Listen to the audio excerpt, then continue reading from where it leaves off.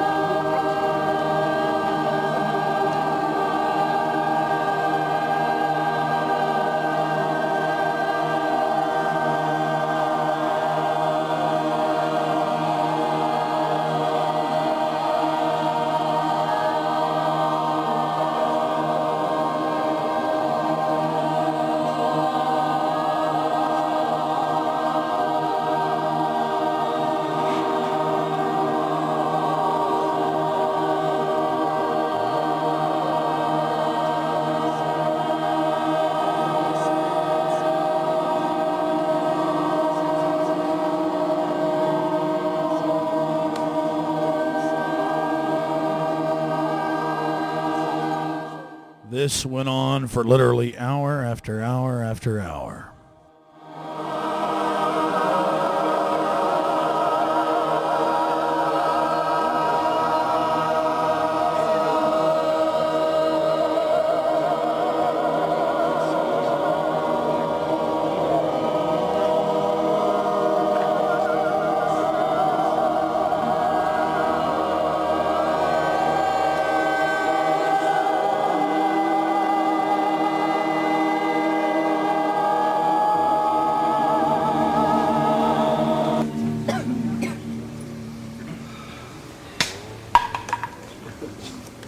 Let's do that energy to this earth, to this road that they're going to drive across, and do all the symbols we painted on it, and into this water, and into the rib mass of these rib roots.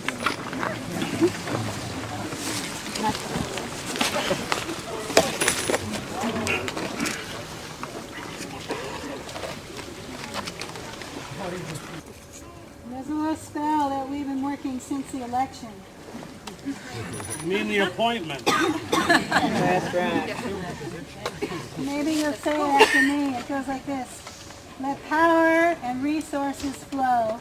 Let power and resources flow. To those who'll use them. To those who'll use them. For the good of the earth and her people. For the good of the earth and her people. And be withdrawn from those who won't.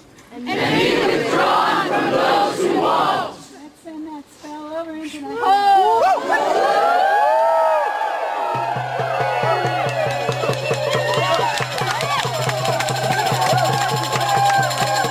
Then a veteran warlock asked one of the spirits to stay and give Grove members a welcome as they drove in their luxury automobiles. Winds of change, spirits of the air, powers of the east. We have felt your presence here and would like for you to stick around and give a warm welcome to the folks who are coming here. But go if you must, and please stay if you will. Hail and farewell. Hail and farewell.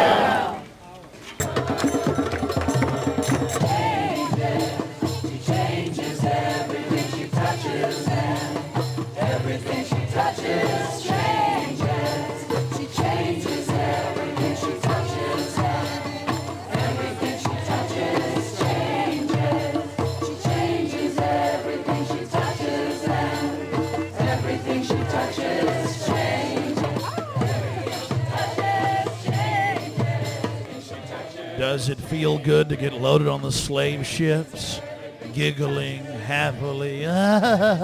Face scanning cameras going up. You don't speak out against that. In that cauldron is water from sacred places and from political actions all around the world. There's water there from Seattle and from Quebec City and Charlottesville and other places people know of.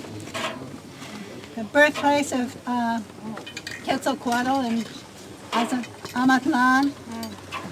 And I'm going to take some of it actually tomorrow to Genoa, to the protest there against the G8, and we're going to do some kind of cauldron ritual in the midst of it, which will be interesting.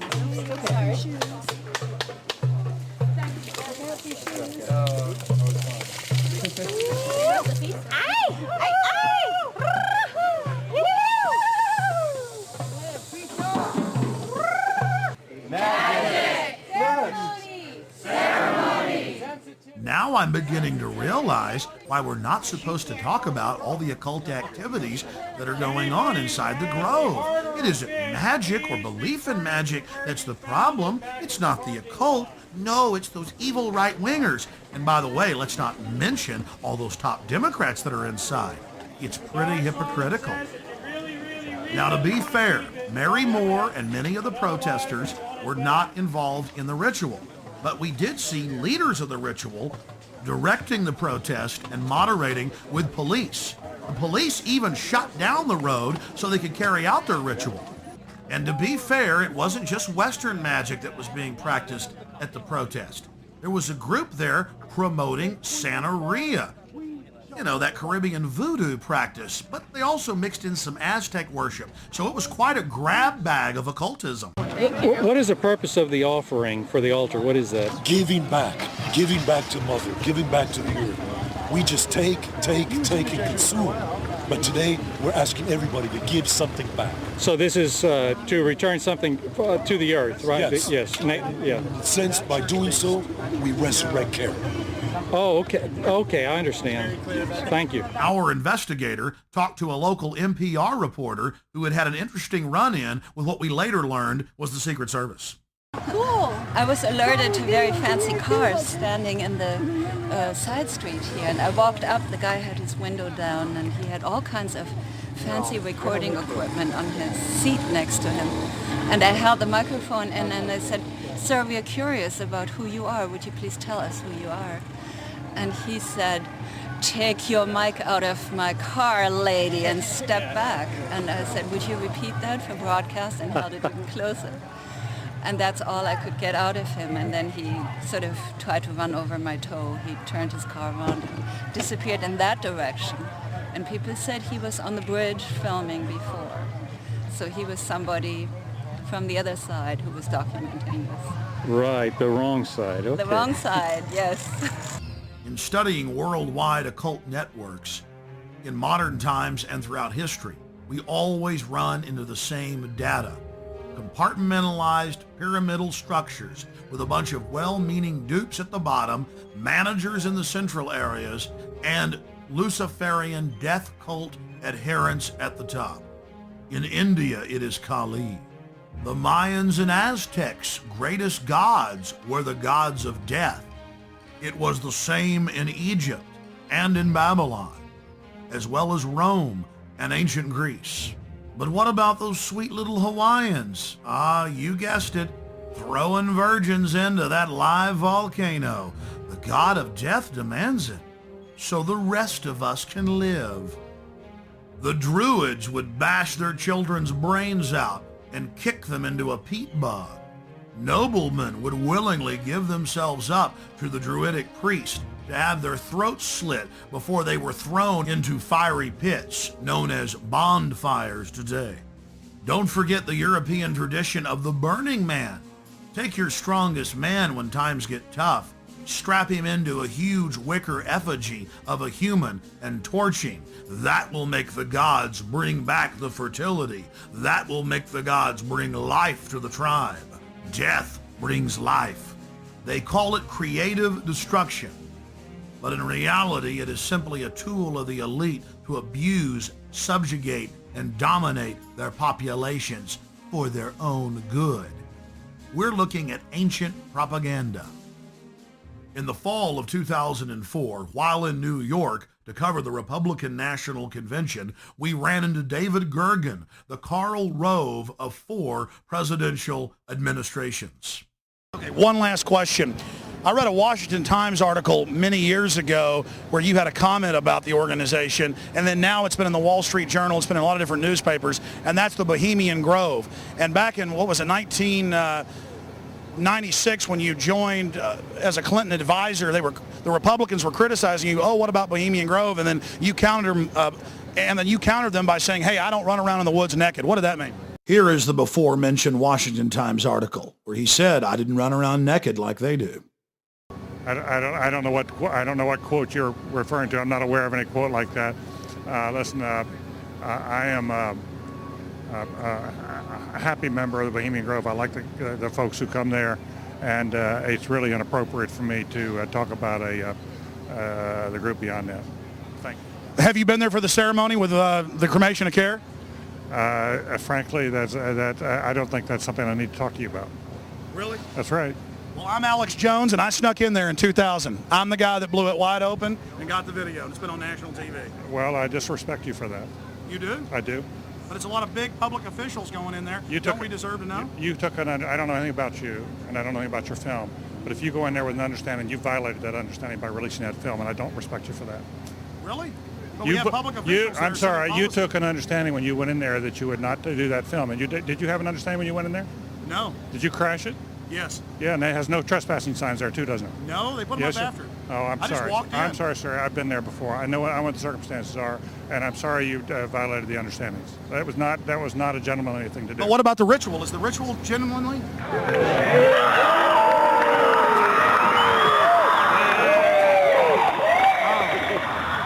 Sir, everything. I don't owe you this comment. I know. I appreciate it. This is what's called ambush journalism, and I disrespect you for that as well. So thank you and goodbye. Have you ever been in the ritual? That's none of your damn business. Oh, that's right. Listen. You go around and make understandings with people and violate them. You ambush people on the streets, and that's inappropriate form of journalism. If you wish to practice that, that's fine, but don't ask others to respect you for it. If you want to, you can do. You're a free American, like anything you want. If you want to be uncivil and rude and ungentlemanly, that's up to you. But don't expect the rest of us to say, "Oh, well, you're one." Mr. Gergen. I'm sorry, nobody sets policy in there. We try to be gentlemen, and obviously, you don't belong there. Weaving spiders come out here. Yeah, that is a 3-pointer. Woo! Look how strangely he behaved when we brought it up. Why is he acting so secretive? And why did he get so angry when he discovered that we'd snuck in? You see, they take it very, very seriously. This is one of the hallmarks of the occult and secret societies. The word occult means secret. Secrecy is part of their religion. They revel in it. And when it's violated, they become extremely angry. How widespread is the occult? The answer is extremely widespread. Occultism in our society, and particularly in our government, at the highest levels of corporate America, is rampant. It is a well-publicized fact that the Reagans had every aspect of their lives governed by their astrologer. Imagine having your life controlled down to the exact minute that you give a speech by astrology, an ancient occult system that believed that the earth was the center of the universe. Eleanor Roosevelt admitted that she performed seances and tried to raise the dead at the White House. 60 years later, Hillary Clinton had her own seances attempting to contact Eleanor Roosevelt. Prime Minister Tony Blair and his wife practice the occult every morning. Tony Blair draws a circle and then conjures the spirit that he calls the light. He channels it and makes decisions according to what the spirit tells him. The Blairs' admitted occult activities are legion, and so was Adolf Hitler's well-known obsession with dark mysticism. Adolf Hitler belonged to the pre-Nazi death cult, the Thule Society, as well as the Thule Society. Both groups trace their lineage back to the Order of Death founded in 1776 in Ingolstadt University in Bavaria, Germany. Then, of course, it spread to the U.S. with the founding of Skull and Bones. You were both in Skull and Bones, the secret society. It's so secret we can't talk about it. What does that mean for America? The conspiracy theorists are going to go wild. I'm sure they are. I don't know. I haven't seen the web. Number 322? First of all, he's not the nominee. And, look, I look forward... Are you prepared to lose? No, I'm not going to lose. You both were members of Skull and Bones, a secret society at Yale. What does that tell us? Not much, because it's a secret. Is there a secret handshake? Is there a secret code? I wish there were something secret I could manifest. 322, secret number? There are all kinds of secrets, Tim, but one thing is not a secret. I disagree with this president's direction. Aleister Crowley, who dubbed himself the Beast and the most evil man alive, was a fellow traveler with some of the most powerful people in British society, including prominent royals. The Church of Satan, the Temple of Set, the OTO, the Golden Dawn, Skull and Bones, Bohemian Grove, the Blue Lodge, the Scottish Rite, the 33rd Degree. It seems like there are hundreds of different occultic groups, but all they are different denominations in the same religion, the Egyptian and Babylonian mystery schools. Albert Pike, who was the supreme Grand Mason of the entire world, founded the Ku Klux Klan. But you don't hear Jesse Jackson calling for his statue to be removed in Washington, D.C. Why is that? Because Jesse Jackson is a 33rd degree Mason. Now don't get me wrong, most Masons are what high-level occultists call porch Masons or outsiders. They themselves are considered neophytes by those in the inner circle or those nearer the top of the pyramid. They're compartmentalized. They believe that their great work, as they call it, is to help society. But in reality, they're being controlled and manipulated. The Knights of the Secret Circle, the Knights of the Golden Circle. This is what high-level KKK members call themselves. But even low-level KKK members do not understand that the KKK itself is part of a larger Masonic organization. Most Masons detest the Klan, but they've never looked on their own temple walls at the paintings of Albert Pike that adorn them and asked themselves why the founder of the Klan is hanging in their temple. This is the power of hidden in plain view, a favorite trick of Luciferians. Where did this dark thinking start? This black spirituality? The central thread goes back to ancient Egypt and Babylon with the mystery schools. They knew that knowledge is power, and so secret societies were formed to guard the secrets of medicine, architecture, government, agriculture. Secret societies are nothing more than the first intelligence agencies. Knowledge had to be guarded, but over time, elites abused their control of the knowledge and used it to dominate their populations.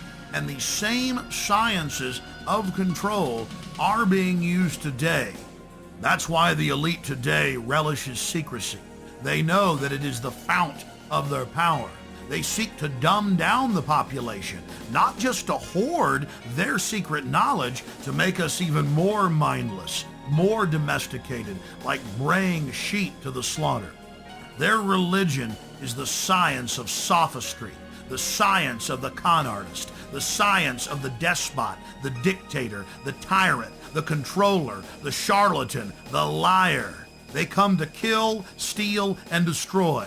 They are parasites. They are anathema to free, dynamic human societies. Know your enemy. Stand up for love and life and family and resist the New World Order and the Babylonian slave state our enemies are attempting to construct.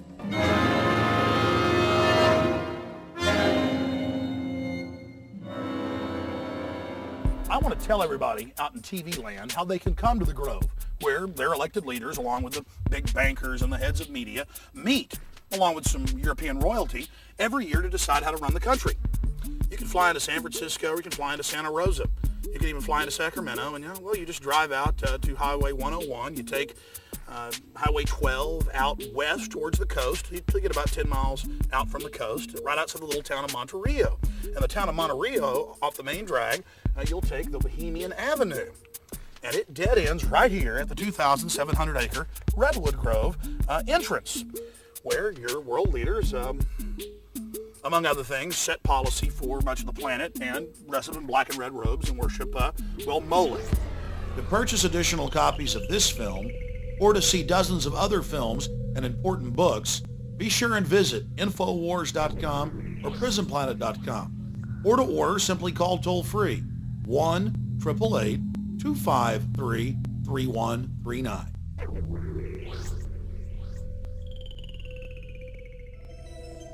Hey guys, get your cameras on. Yeah, what's going on?